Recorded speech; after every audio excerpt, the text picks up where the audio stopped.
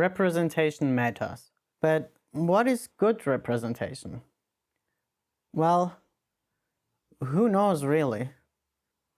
You know, whenever I say something like, that's not how trans people XY, I always have in the back of my head, well, some probably do. But today I'd like to make the case that the queer representation in Persona 4 and Catherine is good, actually. One of the issues I have with a lot of criticism regarding the queer portrayal in these games is that a lot of critics fail to take contemporary Japanese society and culture into account. Of course, that's not to say Japanese people are just homophobic, that's their culture, deal with it, or anything like that. But in order to understand what queer people in Japan struggle with and how well or how bad the games deal with that, we still have to look at the culture they were produced under and in. And what they were produced under is very evident in both games. In Persona 4, what is translated into English as the real self actually refers to the Hone, which has a similar meaning but different connotations. When we say the real self in English, the connotation is usually being authentic and truthful and just being you and yourself. But the Hone is slightly different from that. What the Hone refers to are attitudes, emotions, thoughts, and feelings that are not acceptable in society, or at the very least in the current social circle you're in. What you use in social situations is the tatemae, or kind of the exterior, the front. It is expected of you to act in very particular ways depending on the social context and environment. So the theme of Persona 4 is a dissonance between the Hone and the tatemae, what is expected of you, of society, and how you feel about it and how you feel about yourself. Mastering that dissonance is part of becoming an adult. And in Catherine, the theme is basically society bad. The goal of the antagonists or the villains of the game is to split up all couples who don't reproduce, usually ending in the death of the man who's unwilling to produce children, or unable. Now, that would seem completely insane if one is not aware of the fact that a Japanese politician even said that gay people are worthless because they don't produce children. I think it's sometimes underestimated by people in the West how strong the pressure is to be a respectable patriarch in Japan, even if you don't want to be one. The deep-seated homophobia in Japan is also evident in other queer characters in other games from a similar-ish or later time. Take, for example, not because I love them or anything, Komaeda and Oma from Danganronpa. Both are part of your peer group, but, well, in simple terms, batshit crazy. They are manipulative and antagonistic and not very trustworthy. This is a trope that is repeated for queer characters over and over and over again. The vast majority of them are villains, and if they are not, they are at the very least manipulative, backstabby, or crazy. Andrea from the Final Fantasy VII Remake, for example, had that great Twitter moment where he said beauty knows no gender. And that's great and all, that's a nice slogan, but he still personifies a homophobic view on queer people because he is backstabby and not very trustworthy. These overt, positive statements ultimately mean nothing because these characters still reinforce homophobic attitudes with their characterization. In order to understand what makes, in my eyes, Kanji and Naoto from Persona 4 and Rin and Erika from Catherine good queer characters, we have to look at the social critiques the games are making and their overall narratives. And what both games critique is essentially personified in each game's villain. In Persona 4, that's, spoiler, Toro Adachi. And Adachi very much personifies a very aimless, hopeless, and chronically bored individual that has to live in an advanced capitalist society, even though he doesn't want to. And he is contextualized by the other people who struggle with the same things. The fact that he isn't just this individual villain, but a representation of the overall societal ills is driven home by the deity that is revealed to have nested within him at the end of the game. Mankind's desires are my desires. Adachi's desire for spectacle and destruction is ultimately the desire of every human being who has to live under the same circumstances. Within the game, the TV is a medium of using and throwing away people, both figuratively and literally. The media people you meet throughout the game here and there are always seen using and dehumanizing other people in a search for a scoop or a spectacle. And similar to that, Adachi orchestrates meaningless spectacle for his own amusement, going as far as killing women who reject his sexual advances, the ultimate dehumanization. And while Adachi did face himself, which within the game is a necessary step to overcome these negative instincts and emotions, he, instead of overcoming these negative things, he decided to completely give in to them, which is juxtaposed with the main cast, who all overcame their evilness. And what I mean by evilness is just the pain, really, of having to live with this dissonance between what you want and what society puts you through, while you're still expected to live in that society. And that brings us back to Kanji and Naoto. What Kanji struggles with is that he suspects that he might be gay. The personification of his negative feelings, his shadow, is an extremely flamboyant character who's only interested in getting laid.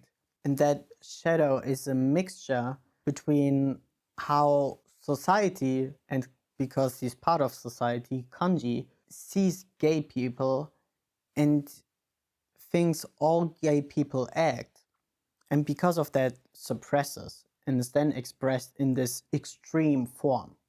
What Naoto struggles with is a lot harder to grasp. They say they want to be a man in order to escape society's misogyny, which is not a great look, very turfy, very transphobic. I don't like it. But what struck other people as transphobic is that the negative feelings of Naoto, their shadow, talks about a very scary procedure alluring to SRS. Sorry, I don't know the right term in English. But what it represented to me was an unwanted surgery that is forced upon you. And, well, that is what is being done to trans people in Japan still. In Japan, as well as many parts of Europe, you have to be sterilized to change the gender on your ID, which, if you don't want to do, can put you into the potentially dangerous situation where you're forcefully outed or suspected of using false papers. So at the time I played the game, I think it was around 2010, I struggled with that same thing. And for the first time ever, I felt like that scary thing that scared me at the time was addressed. It was finally somewhat externalized and not anymore only something that I alone have to struggle with. And maybe even more important is the fact that Yosuke was supposed to be gay in the game. You know, Yosuke throughout the game, as kind of the closest friend to the main character, he tends to make offhand homophobic remarks. And it would have really rounded out his character if there would have been this conclusion that the reason he was being homophobic was to compensate for the fact that he was starting to develop romantic feelings towards the main character. And these scenes are even voiced in English in the game, but they were scrapped. And the fact that they are voiced in English has to mean it was relatively late into the production. And they just erased Juska's gayness. So why is that?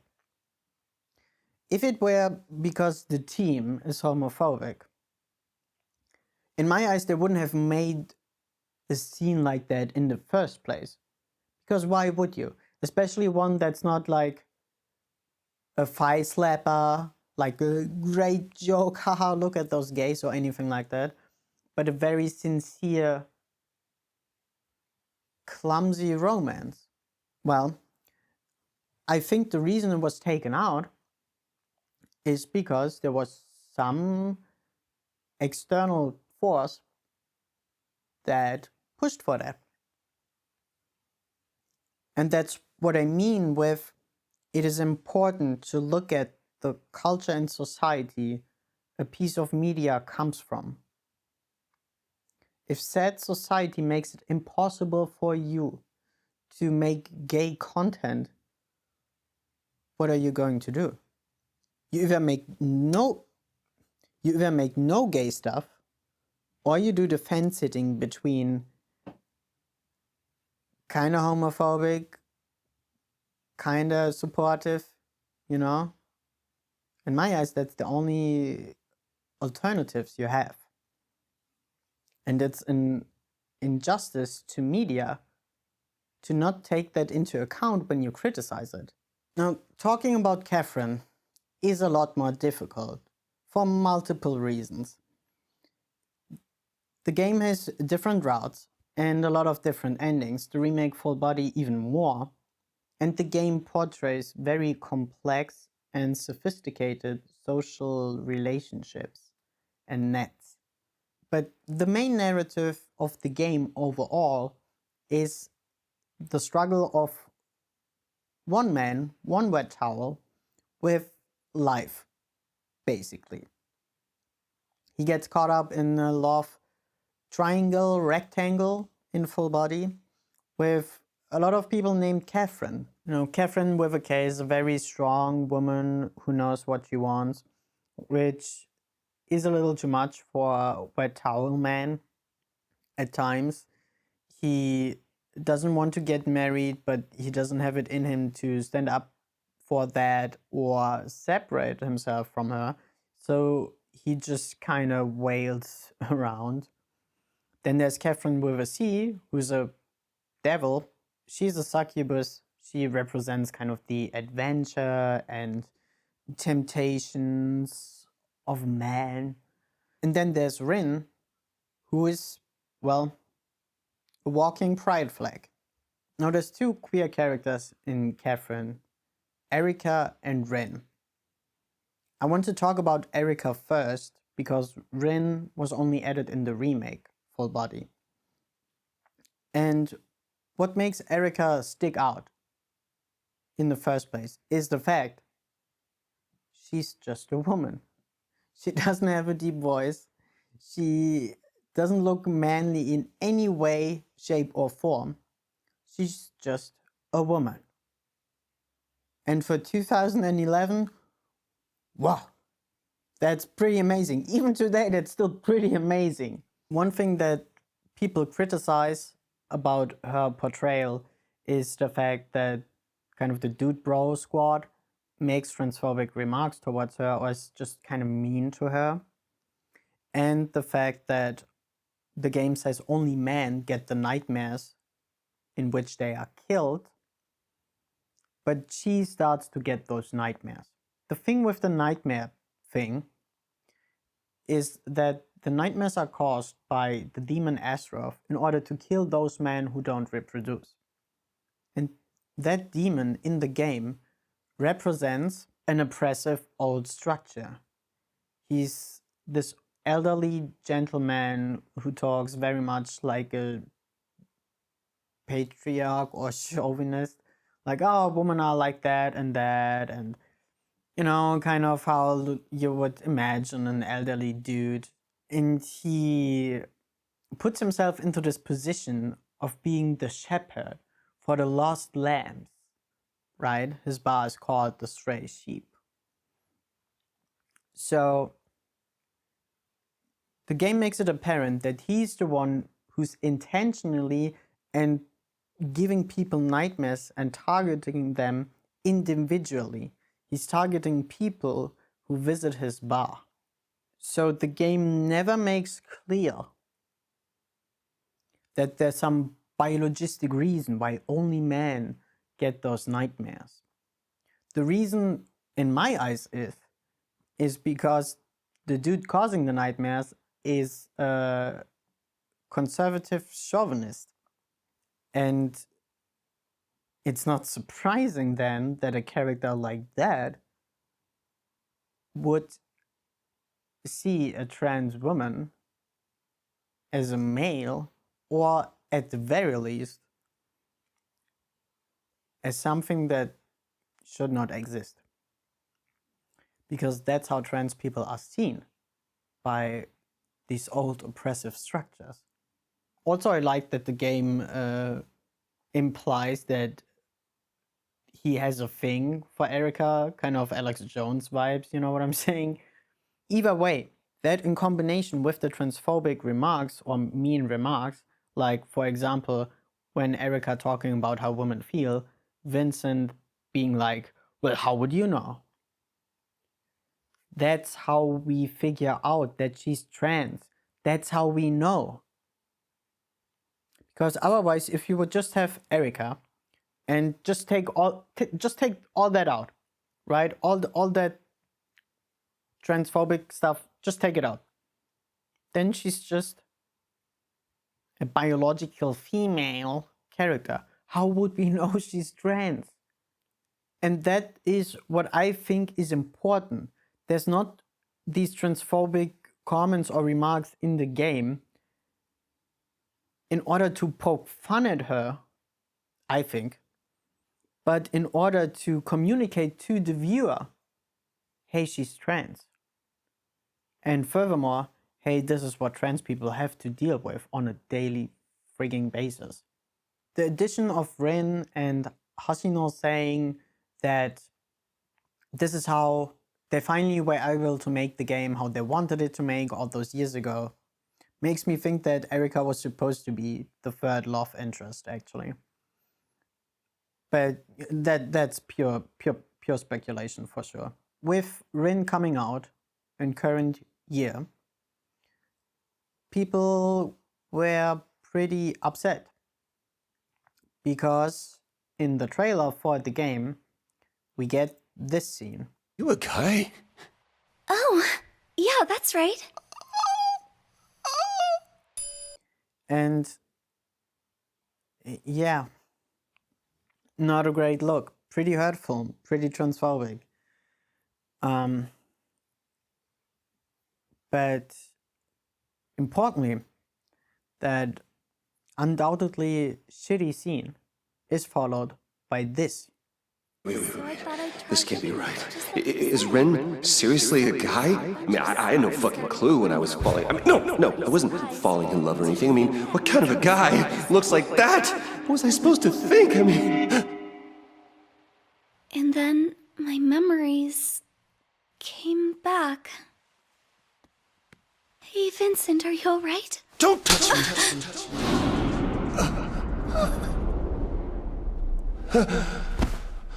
I'm sorry. Ren, wait, please!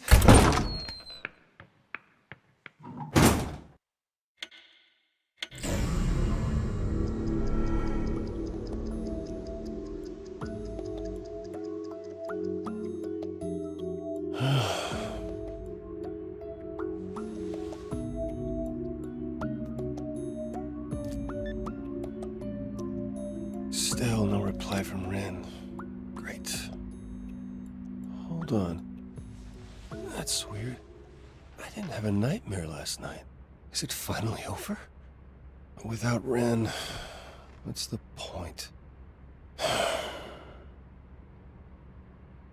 And that actually caught me off guard a little bit, because here I was expecting to see the same stupid transphobic joke for the 100th this time. But then they didn't.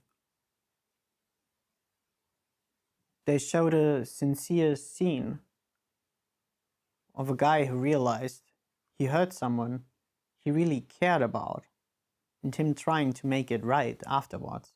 Of course, I don't know why they put just that scene in the trailer. Personally, I choose to believe that they were homophobia baiting or queerphobia baiting, because I just love that idea.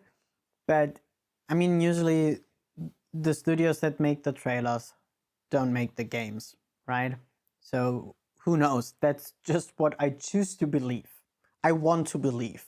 Because the game goes on to lecture people on transphobia hurts people and you should apologize and be a decent person. And the route of Rin is also very interesting in the regard that Rin, opposed to the other two calves, doesn't have flaws. She's extremely kind. She doesn't try to kill you. She's not pushy or too much to handle for a wet towel. As Vincent says himself, she's the only one who loves him the way he is. So the only flaw that Rin has is that she's queer. And the route makes it very clear that that's not a flaw.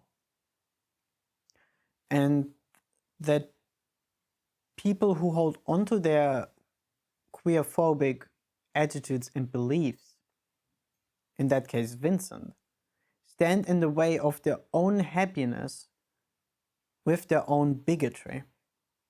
And I think that's great. That's one of the best queer-related things I've ever seen in a game. And at the same time, it doesn't feel super lecture-y. It's not like transphobia is bad, okay? The message is brought across pretty organically, at least it feels organic. There was another thing that hurt people in Catherine Full Body, which personally I actually don't really understand why, as opposed to all the other things I've mentioned before.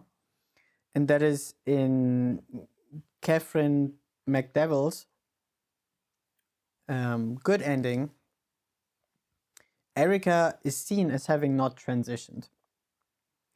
And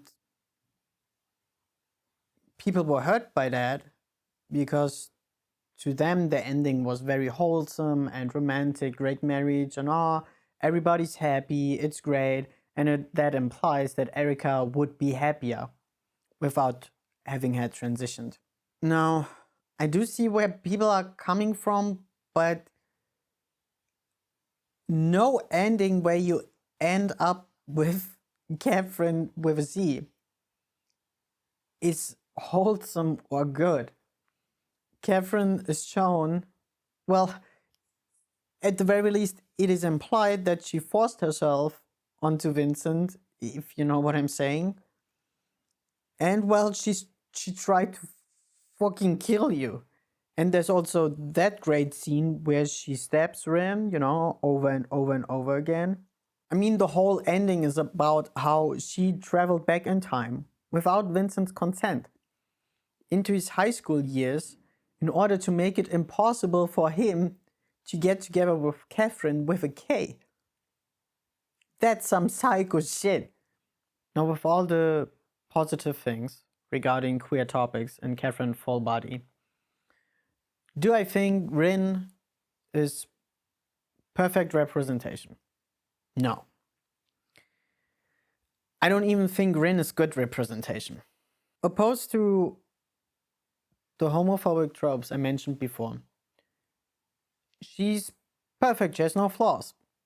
She isn't mean, she's not manipulative, she's not trying to kill people or backstab people or anything like that. But to me, she just feels flat. She doesn't feel like a character, she feels like a plot device for Vincent to overcome his queer or transphobia. Unfortunately, I actually did not expect that of something Hashino directed. To me, good representation is something that evokes something in me. It's a deep-seated feeling of kinship, even if the thing I'm relating to is only imaginative. And this deep-seated feeling of kinship can be evoked by showing by showing that someone else goes through the same pain you had to face. And I understand that a lot of queer people are over the whole drama thing. We don't want to be constantly reminded of the hardships and oppression and suffering and all that, right? But for me, at least, that's how I connect.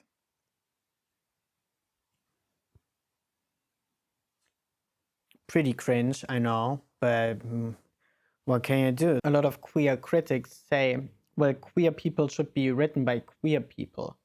That's how we avoid furthering those queerphobic ideas in society. But, well, how do we know, first of all, that no queer person was involved in the development or the writing of those games? Well, it's a great idea in theory. In practice, all it does, in my eyes, is forcing people to out themselves in maybe unsafe circumstances. And maybe even worse, prove to you that they're queer. I mean, I have a differing perspective from some people, right? And when we're both queer, who's gonna decide what's the queer perspective? Great in theory, in practice, pretty bad, if you ask me.